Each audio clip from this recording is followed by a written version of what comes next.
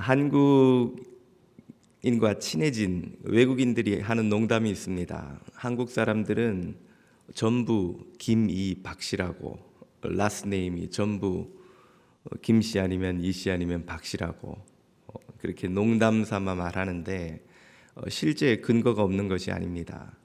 한국인 절반이 김씨, 이씨, 박씨 그리고 최씨 이 네 성에 다 들어가 있습니다. 2명 중에 1명은 찍으면 김씨, 이씨, 박씨 그리고 최씨 중에 하나인 거죠. 그리고 5명 중에 1명은 또 김씨입니다. 아무나 길 가는 사람을 잡아도 5명 중에 1명은 반드시 김씨가 나온다는 이야기죠. 이 성씨가 많은 이유는 그 가문이 실제로 그렇게 번성했기 때문일까요? 사정을 알고 보면 꼭 그런 것은 아닙니다. 16세기 초 조선 시대만 해도 양반들만 성씨를 가졌기 때문에 한반도에 사는 이 중에 10% 정도만이 성씨를 가지고 있었습니다. 그 외에 그 노비, 천민, 양민이 아닌 이들은 다 성씨가 없었죠. 그러다 16세기 말에 15대 조선 왕인 광해군이 공명첩 제도라는 걸 실시합니다. 돈을 받고 족보와 벼슬을 파는 것이죠. 조정의 예산 확보를 위해 실시한 이 제도에 너도 나도 사람들이 성씨를 족보를 사기 시작합니다. 기왕이면 왕족, 귀족 것을 돈을 좀 더 주더라도 사람들이 사기를 원했기에 왕족 혹은 세도 가문이었던 그 김씨, 이씨, 박씨, 혹은 최씨 같은 그 몇몇 성씨가 갑자기 급격히 늘어나 버린 겁니다. 실제는 김씨와 아무 상관이 없는 이들이 어느 날 갑자기 김씨 가문 사람이 된 것이죠. 그래서 오늘날 그 조선 후기 들면서는 거의 90% 이상이 성씨를 갖게 되었습니다. 그래서 오늘날 학자들은 한국인 족보의 90% 이상은 가짜일 것이다. 실제 김씨, 이씨, 박씨가 아니지만 어느 시점인가 그런 족보를 갖게 됐다고 보는 것이죠. 아마도 저도 안동김가입니다만 믿기로는 원래 그 가문이라고 믿습니다만 알 수는 없죠. 더 거슬러 올라가 봐야 되는 일이니까. 아무튼 한국인은 이렇게 그 귀한 족보, 성씨를 사서라도 그런 귀한 가문에 편입되고자 했던 그런 아주 혈안이 되었던 시기가 있습니다. 오늘날엔 그렇게 성씨에 집착하지는 않습니다만 그럼에도 불구하고 족보로 욕을 하는 건 아직도 상당한 그 모욕이지요. 너희 부모님, 집안 이런 이야기를 꺼내면 그건 원수 맺자고 덤비는 것이 아닙니까? 그만큼 사람들의 마음 속에는 그 혈통에 대한 어떤 동경 내지는 간절한 바람이 있습니다. 왜 그렇게 당시 사람들은 오늘날엔 대수롭지 않게 여기는 성씨를 사서 족보까지 소위 족보 세탁을 해서라도 그렇게 다른 신분이 되려고 했던 것일까요? 그것은 어렵지 않게 알 수 있지요. 당시 사회는 그 타고난 신분에 따라서 그의 운명, 재능 혹은 권리 등 여러 가지가 상속되는 타고나는 그런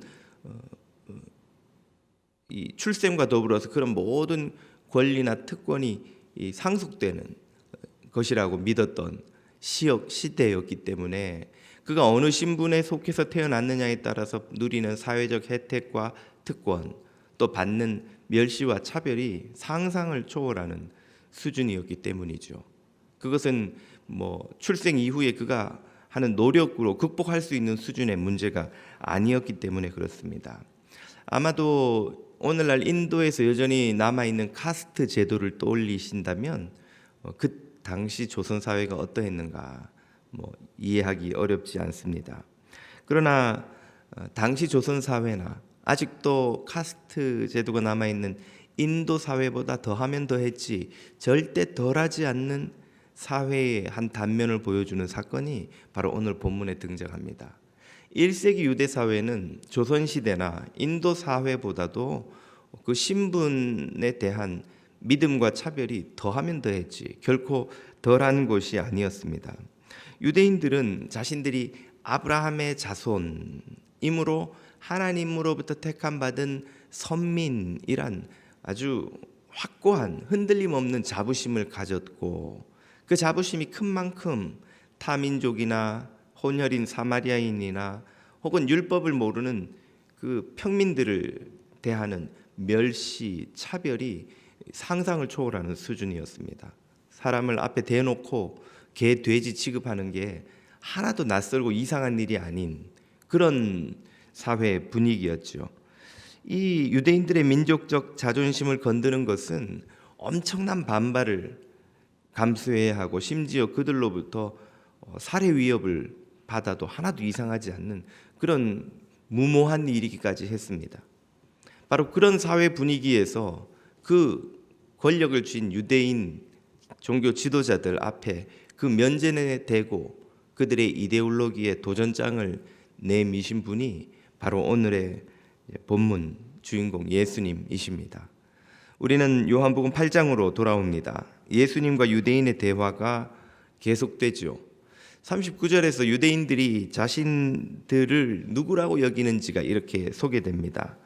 대답하여 이르되 우리 아버지는 아브라함이라 하니, 아브라함 갈대아 우르에서 가나안으로 와 하나님의 택함 받은 선민의 삶을 시작한 믿음의 시조, 우리 하나님 백성의 시조 아브라함이라. 그 말은 우리는 아브라함의 후손으로 하나님의 택함 받은 백성이다 하는 자부심을 드러내는 말이죠. 우리는 아브라함 자손이야. 이 말 속에 모든 그들의 자부심이 다 축약되어 있죠.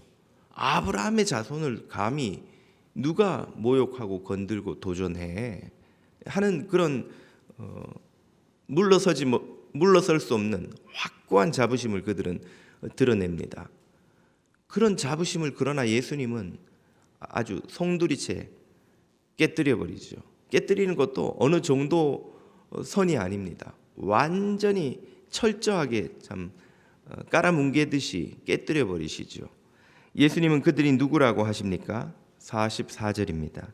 너희는 너희 아비 마귀에게서 났으니 너희 아비의 욕심대로 너희도 행하고자 하는지라. 아니, 아브라함의 자손이요, 하나님의 자녀라고 지금 자부하는 이들에게 너희가 무슨 소리냐? 마귀의 자손이면서,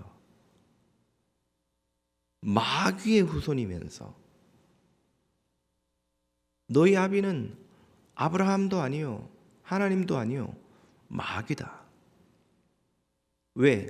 너희 아비의 욕심대로 너희도 행하려고 한다. 너희 아비가 하는 짓을 그대로 너희도 한다. 너희 아비 마귀를 닮았다는 거예요. 그 아비 마귀가 하는 짓이 뭔데, 도대체 뭘 닮았다는 이야기입니까? 44절을 계속 보십니다.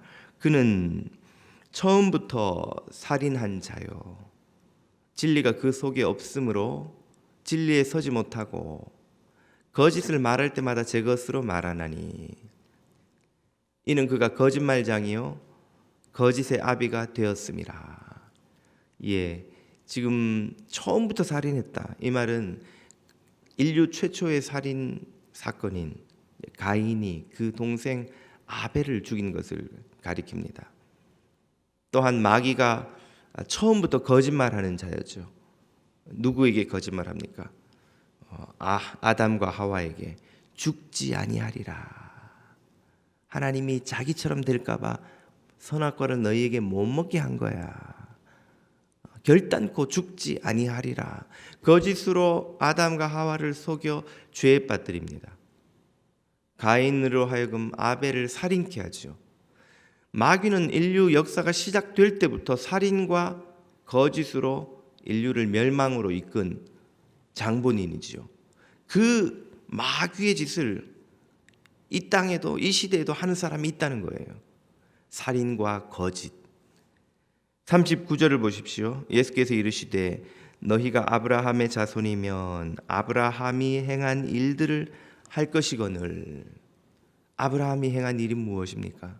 하나님을 향한 믿음과 사랑과 순종이지요. 그러나 예수님이 보실 때 유대인들은 그런 일을 하지 않는단 말이죠. 뭘 합니까? 지금 하나님께 들은 진리를 너희에게 말한 사람인 예수님을, 나를 죽이려 하는도다. 아브라함은 이렇게 하지 아니하였느니라. 너희는 너희 아비가 행한 일들을 하는도다. 너희 아비 마귀가 행한 살인과 거짓을 지금 유대인인 너희들이 하려 한다. 너희는 거짓말을 하며 동시에 하나님이 보내신 하나님의 아들 나 예수를 너희가 죽이려고 하고 있지 않느냐. 이것이 마귀가 하던 짓이요, 그 자손이 하는 짓이 아니고 무엇이냐 하는 말씀입니다. 예수님의 이 말씀은 정말 유대인들에게 충격과 경악의 메시지가 아닐 수 없었습니다. 유대인들이 볼 때 예수님은 갈릴리 사람이죠. 그들은 노골적으로 예수님을 갈릴리 사람이라고 무시해 왔습니다. 정통 유대인들에게 있어 갈릴리 사람들은 사실 이방인과 별 다를 바가 없습니다. 이방의 갈릴리라 하는 표현에도 들어있듯이 이방인과 섞여 살며 자신들처럼 정통 신앙을 고수하고 율법에 철저한 삶을 사는 그런 유대인과 차원이 다른 아주 저급한 부류의 사람이 갈릴리 사람인 거예요. 나사렛에서 무슨 선한 것이 나겠느냐. 우리가 알다시피 구약 성경에 나사렛이란 이름이 등장하지도 않습니다. 역사가 없는 동네예요. 학자들은 기원전 2세기경에 나사렛에 사람들이 정착하면서 타운의 역사가 시작됐다고 봅니다. 1000년, 2000년 전부터 역사를 가지고 있던 예루살렘이나 세겜이나 베델 같은 역사가 있는 그런 동네와는 비교가 안 되는 이 역사와 전통이 없는 이방인과 섞여 사는 갈릴리의 그런 저급한 출신이 예수님이 말이죠. 감히 아브라함의 자손인 우리 유대인을, 정통 유대인을, 하나님의 택한 선민인 우리 정통 유대인을 모욕하는 데서 모욕하는 것도 모자라 마귀의 자손이라니. 어떻게 이런 모욕을 할 수 있느냐고 그들은 분노합니다. 그리고 실제로 오늘 읽은 본문 다음 단락으로 넘어가면 그들이 예수님을 죽이려 시도하는 장면이 바로 나오죠. 예수님은 그들의 이 행위를 지적하시면서 그것이야말로 마귀의 자식들이 하는 일이라고 아주 저주를 퍼부으십니다. 하나님의 자녀는 그렇게 하지 않는다는 말씀이죠. 그럼 하나님의 자녀는 무엇을 하며 어떻게 합니까? 42절에서 이렇게 말씀하십니다. 예수께서 이르시되 하나님이 너희 아버지였으면 너희가 나를 사랑하였으리니 이는 내가 하나님께로부터 나와서 왔음이라. 하나님이 보내신 나, 하나님의 독생하신 아들을 너희가 사랑하는 것으로 하나님의 자녀인 것이 증명되는 것이다. 너희는 그렇게 하지 않았다 하고 지적하십니다. 예수님의 이 모든 판단은 유대인들의 정체성을 무엇에 근거해서 내리십니까? 그들이 하는 말이나 주장이나 그들 스스로의 믿음이 아니지요. 그들이 보여주는 행함입니다. 그들이 보여주는 삶의 증거지요. 이것은 예수님이 가르치신 바 나무는 그 열매를 보고 정체를 확인한다는 비유의 말씀과 같습니다. 아무리 자기가 포도나무라고 우겨도 감람이 열리는 것을 보면 그건 감람나무지 포도나무가 아니라는 거예요. 사람은 자신의 스스로의 믿음이나 자기 주장이나 말로 그 정체가 판단되는 게 아니라 그가 보여주는 삶의 열매, 행위의 열매로 그 정체를 판단할 수 있다 하는 가르치심입니다. 예수님을 해치고 거짓을 퍼뜨리는 것은 자신이 마귀의 자손임을 증명하는 것에 다름 아니란 말씀이죠. 동시에 예수님을 사랑하고 순종하는 것이야말로 그가 하나님의 자녀임을 보여주는 증거입니다.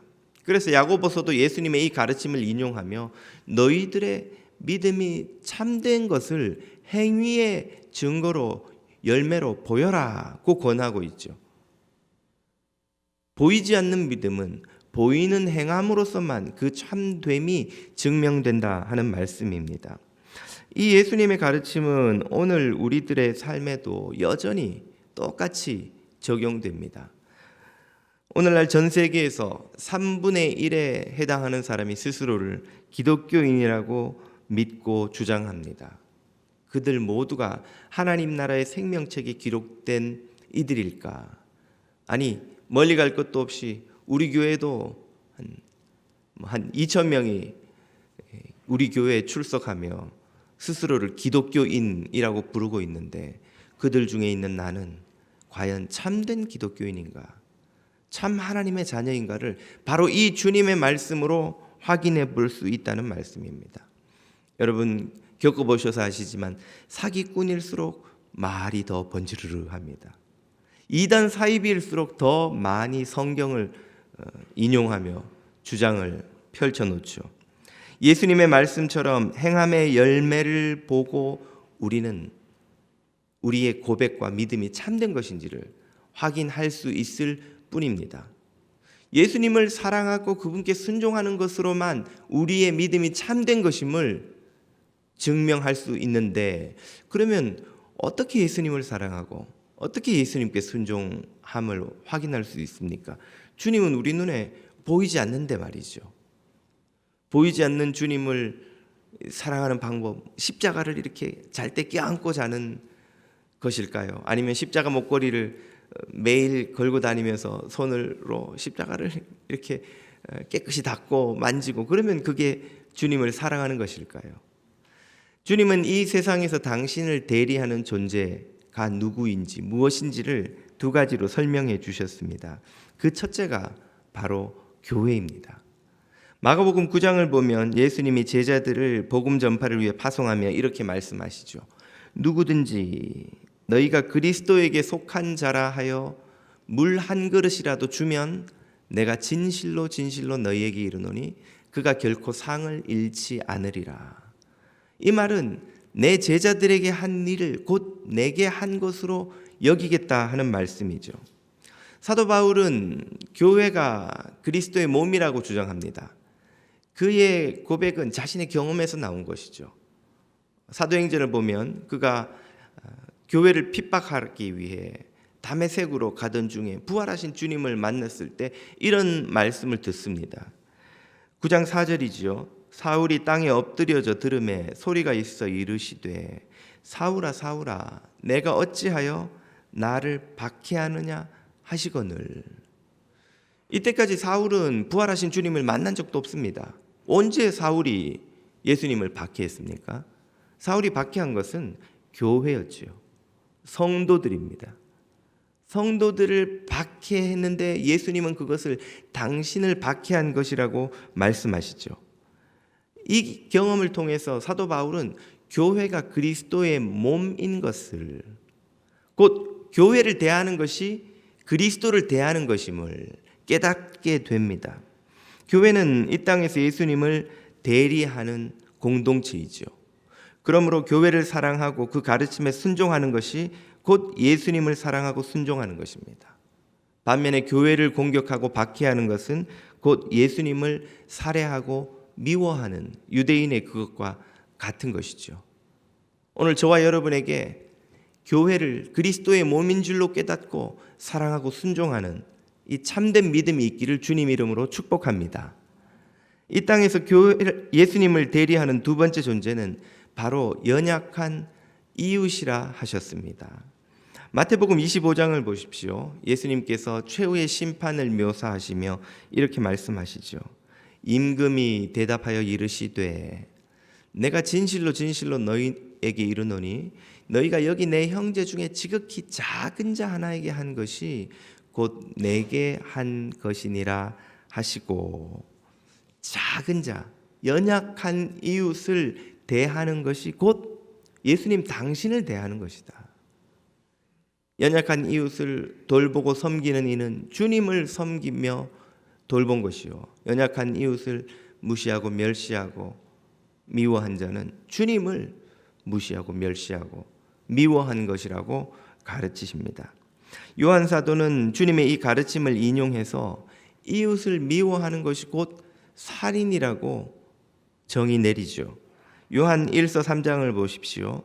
그 형제를 미워하는 자마다 살인하는 자니, 살인하는 자마다 영생이 그 속에 있지 아니하는 것을 너희가 아는 바라. 무엇을 가르치십니까?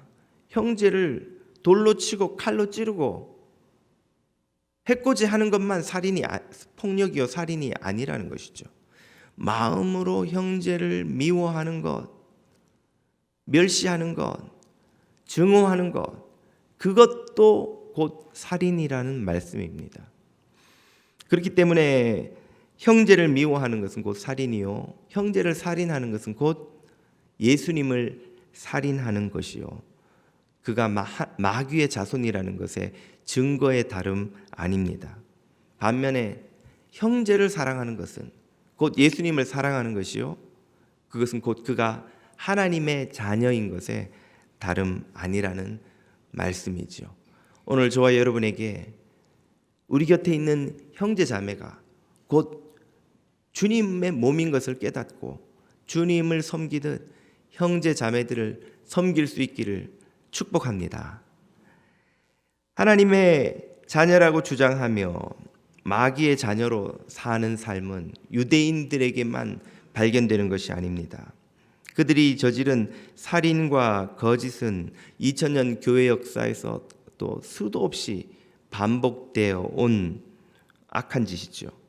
오늘날까지 서구 세계와 아랍권에 씻을 수 없는 증오와 반목을 심은 사건, 바로 11세기 십자군 전쟁입니다.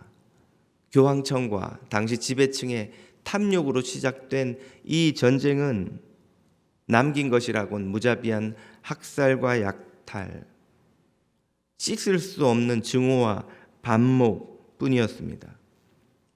참 교회 역사에서 참 씻을 수 없는 오점이 아닐 수 없지요. 지난 2000년 교황청에서 2000년 동안의 교회 역사에서 교회가 저지른 잘못을 7가지로 정리하면서 그 첫째로 교황이 스스로 교회의 잘못이라고 고백한 것이 바로 이 십자군 전쟁입니다. 이 십자군 전쟁으로 교회가 이 인류 역사에 남긴 참 증오와 참 반목의 그 아픈 기억은 참 교회가 용서받기 힘든 죄악이라고 교황청이 밝히기도 했죠. 우리가 이러한 죄악에 대한 교회의 깊은 반성과 인식이 참 절실하다고 하겠습니다. 전에도 한번 말씀드렸습니다만 늘 안타깝게 여기는 것 중에 하나가 이것입니다. 1950년대에 미국에서 시작돼서 한국에서도 크게 성장한, 저도 캠퍼스에 있을 때 그 형제 자매들과 친하게 지냈습니다만 CCC라는 한국 대학생 선교회, 영어로는 캠퍼스 크루세이드 포 크라이스트라는 단체인데, 이 원래 이름이 참 마음 아픈 이름이 아닐 수 없습니다. 예수 그리스도를 위한 캠퍼스의 십자군이라는 거예요. 사랑의 복음을 전하겠다는 이들이 갖다 붙인 이름이 캠퍼스의 십자군이라면 과연 아랍권의 형제 자매들이 그 이름을 듣고 그들이 전하는 복음을 믿을 수 있겠는가? 자신들의 조상에게 참 씻을 수 없는 고통과 상처를 준 그 역사에 교회조차도 스스로 오점이라고 반성한 그 십자군의 이름을 자기 복음을 전하는 공동체의 정체성이라고 갖다 붙인 공동체는 순진하다고 해야 되는 것인지 무지하다고 해야 되는 것인지 참 개탄을 금할 수가 없습니다. 이것은 우리 교회가 과거 역사에 얼마나 반성이 없고 무지한가를 보여주는 한 단면이 아닐 수 없지요. 멀리 갈 것도 없습니다. 1960년대까지도 공개적인 활동을 계속했던 쿠클럭스 클란, 흔히 KKK 단이라고 소위 부르는 이 KKK 단은 백인 우월주의를 기반으로 흑인과 흑인에게 우호적인 백인들에게 테러와 살인, 약탈을 공개적으로 혹은 은밀하게 자행해온 참 미국 역사의 부끄러운 한 단면이죠. 이 KKK-단을 떠받치고 있는 근간 중에 하나가 개신교 복음주의입니다. 보수 기독교인들이 이 KKK-단의 주역이었어요. 그들은 자신들의 믿음을 근거로 백인이 우월하며 흑인은 열등하고 그들에게 저지르는 테러와 살인이 조금도 문제가 되지 않는다고 가르치고 주장하고 믿었던 이들이죠. 오늘 우리 코리안들도 위협을 느끼고 있는 이 아시안 증오범죄, 혐오범죄의 뿌리도 이런 증오와 멸시의 세계관에 기반한 폭력의 역사의 잔재라 할 수 있습니다.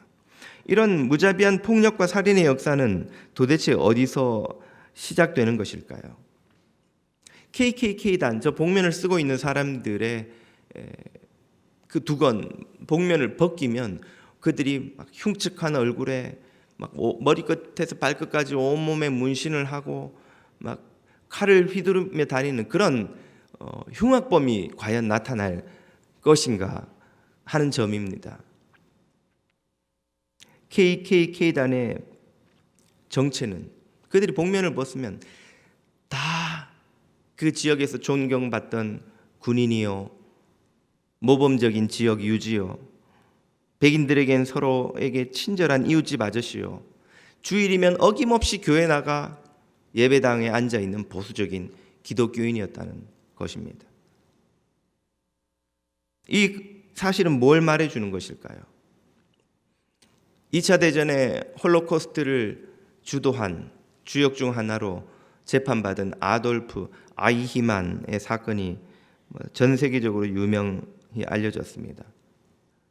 그가 아르헨티나로 도피해서 숨어 지낼 때 사람들이 상상하던 아이히만은 무자비한 도륙자요 사륙자였지만 막상 그를 잡고 재판에 세워보니 그저 어디서나 볼 수 있는 평범한 아저씨요, 꼬박꼬박 주일 예배를 드리는 기독교인이더라는 것입니다. 그는 그저 명령에 복종했을 뿐, 사람들을 가스실로 집어넣어 죽이는 사건도 그저 상부로부터 내려온 명령에 복종했을 뿐인데 자기에게 무슨 잘못이 있느냐고 그 홀로코스트의 만행을 변호하였습니다. 이 애들은 뭘 우리에게 가르쳐 줍니까? 우리 중 누구라도 흉악한 얼굴을 하고 칼을 휘두르며 다니는 사람들이 아니라 주일 꼬박꼬박 예배를 지키고 성실하게 살아가는 우리 중 누구라도 거짓에 현혹되고 마음에 미움을 쌓고 광기에 휩쓸리면 사람들을 가스실로 보내는 아이히만도 될 수 있고 흑인들을 목매다는 KKK단도 될 수 있고 아랍인들에게 칼을 휘두르는 십자군도 될 수 있고 예수님을 십자가에 못 박은 유대인도 될 수 있다는 사실을 보여주는 것입니다. 살인과 폭력의 역사는 어두컴컴한 감옥에서 시작되는 것이 아닙니다. 저 어두운 뒷골목에 범죄자들의 거리에서 시작되는 것이 아닙니다. 평범한 삶을 살아가는, 겉으로 보아서는 악의 기운도 찾아낼 수 없을 것 같은 사람들의 마음 한켠에서 싹트는 미움과 차별과 텃세에서 시작됩니다. 무게를 느낄 수도 없는 눈꽃송이들이 하나 둘 쌓이다가 굵은 나뭇가지를 부러뜨리고 나무도 쓰러뜨리는 것처럼, 아무런 해가 되지 않을 것 같은 물 한 방울 한 방울이 똑똑 떨어져 커다란 바위에 구멍을 뚫는 것처럼, 무의식 중에 쌓이는 미움과 분노, 무시와 경멸의 파도가 치고 쌓여서 거대한 폭력과 증오와 살인의 쓰나미를 일으키는 것입니다. 연예인들이 왜 자살을 합니까? 아무 생각 없는 마음에 도끼가 쌓인 팬들의 악플을 읽고 보다 못해, 괴로움을 견디다 못해 한 사람이 생명을 끊는다는 것이죠. 그 악플을 쓰는 사람들이 그 연예인을 죽이겠다고 작정하고 쓴 것은 아니지 않겠어요? 그저 마음에 안 든다고, 왜 연기를 그따위로 하고, 뭐 얼굴이 그 모양이고, 뭐 듣자 하니 뭐 무슨 소리, 뭐 이렇게 쓴 말들이 한 사람의 인격을 죽이기도 하고 심지어 생명을 빼앗기도 한다는 것이죠. 에베소서는 폭력과 살인의 쓰나미가 시작되는 지점이 어딘지를 정확히 이렇게 지적합니다. 4장 26절입니다.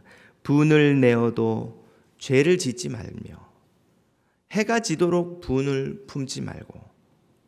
분을 낸다, 화가 난다는 말이죠. 살다 보면 사람들이 마음에 들지도 않고 화가 날 때도 있죠.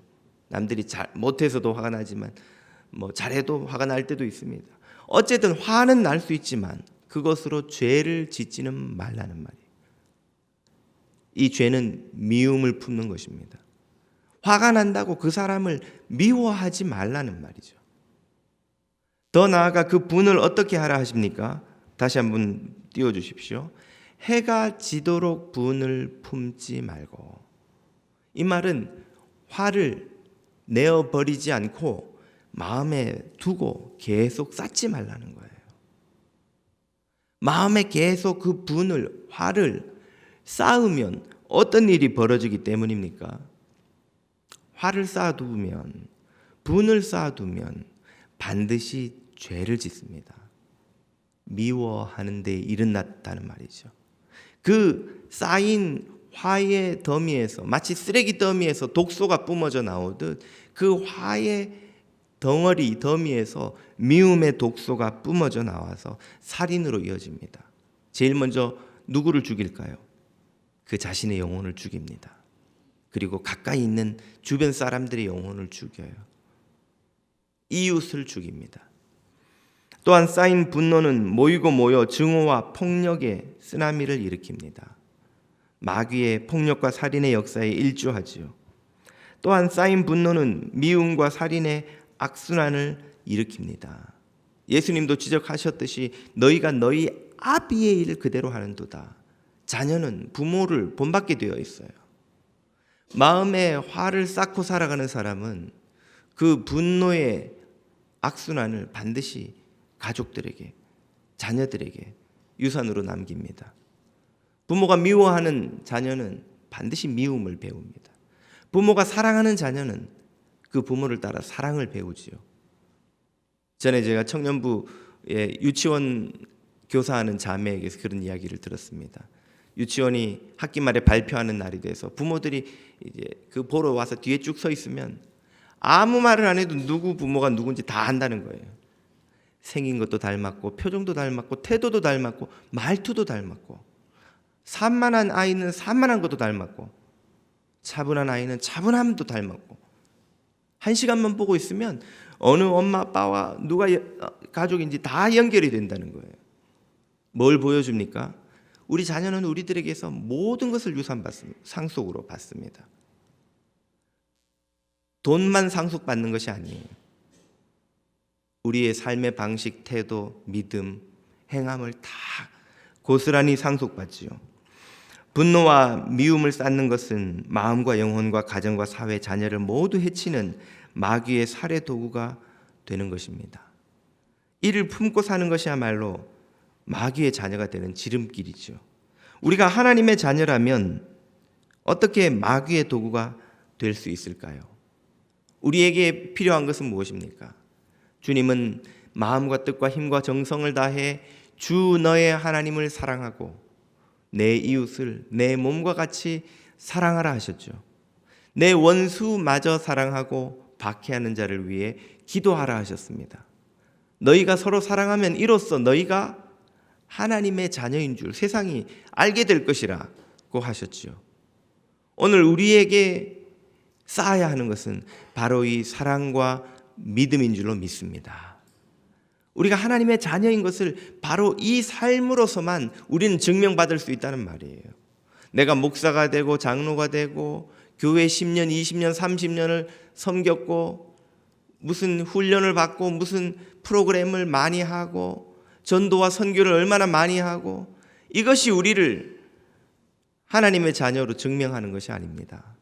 우리가 마음을 다해 하나님을 사랑하고 이웃을 사랑하고 원수를 위해서까지 축복하고 기도하는 예수 그리스도를 닮은 하나님의 자녀의 삶의 열매가 우리에게 있는가? 포도나무라면 포도가 과연 열리는가를 볼 때에만 우리가 진짜 천국에 속한 백성인가를 확인할 수 있다는 말이죠. 우리의 말과 주장이 아니라 사랑과 순종만이 우리를 하나님의 자녀로 증명해 줄 것입니다. 오늘 여러분은 누구의 자녀이십니까? 아니, 여러분의 아버지는 누구이십니까? 저와 여러분이 모두 하나님의 자녀, 천국 백성으로 증명되는 은혜를 누리시기를 우리 주님의 이름으로 간절히 축복드립니다. 기도하겠습니다.